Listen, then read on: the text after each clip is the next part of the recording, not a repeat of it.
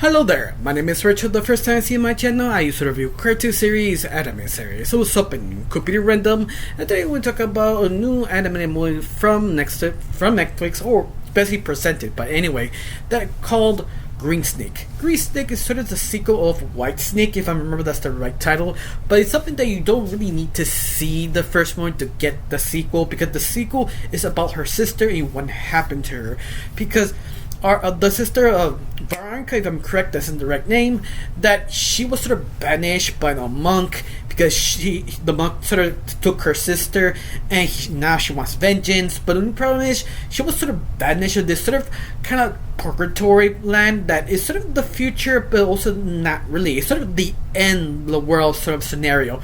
But you realize, oh, this is sort of purgatory because she have to basically survive, understand some of the technology, but they never focus on she's a fish on the water. She's trying to understand everything how it works. No. This is not a slice of life. This is sort of kind of in the world, but sort of kind of like Max now words that you can't really trust no one. Even the people who are helping you, they usually betray you, and that is sort of interesting because Veronica doesn't know what to do. She's sort of stuck. Her measurabilities is sort of gone. She's sort of a simple kind of human who has very good fighting skills. That is the only thing she has.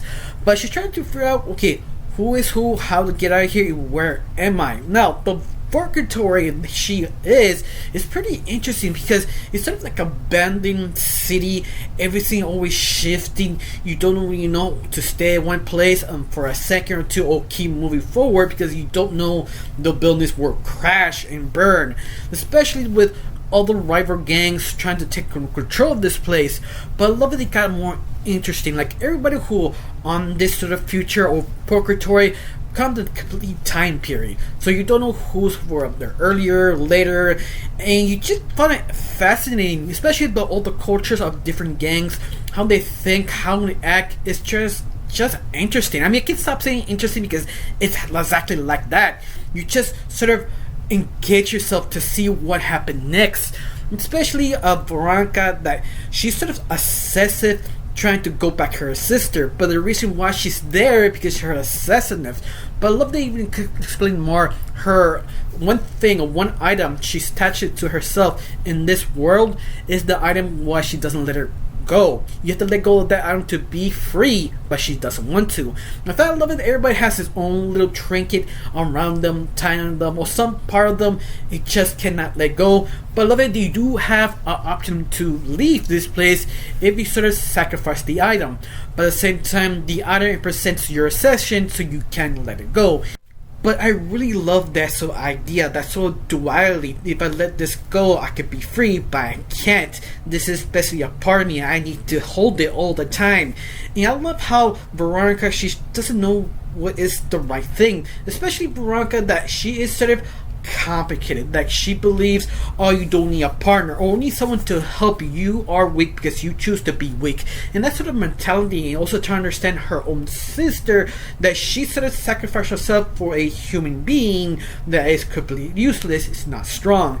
And she is completely wrong, but later on she sort of realized maybe she is wrong, maybe she's not wrong.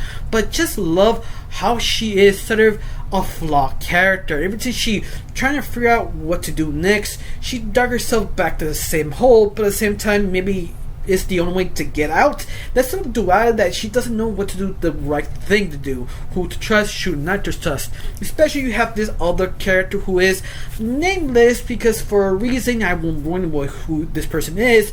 But even that, this person doesn't really have a name.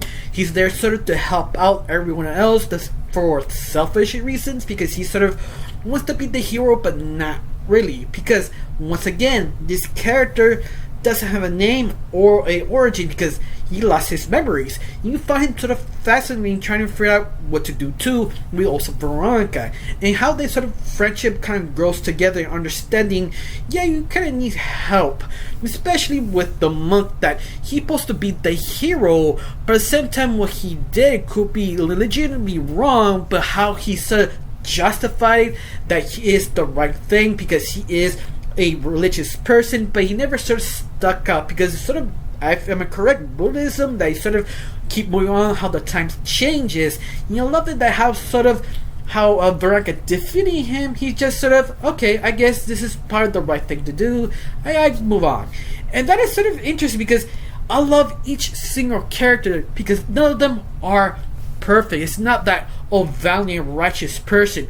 No, everybody is just pure flawed. Yeah, I just enjoy it. Especially how you write that. It's sort of difficult because you push one side too much, you probably dislike the character. In some moments, Veronica, our main lead, could be unlikable, but at the same time, she always trying to move forward and back, and just a way to just understand her emotions and the reason why she act this way. Yeah, I just love it. And also love they keep bringing the business, the Fox lady who does business to everyone, because she's the one basically connected to all the other movies of this sort of Journey to the West universe. Yeah, I just enjoy it. Yeah, I know I probably pissed someone off, like, hey, this is not Journey to the West, but I just don't know what to describe it. I'm sorry.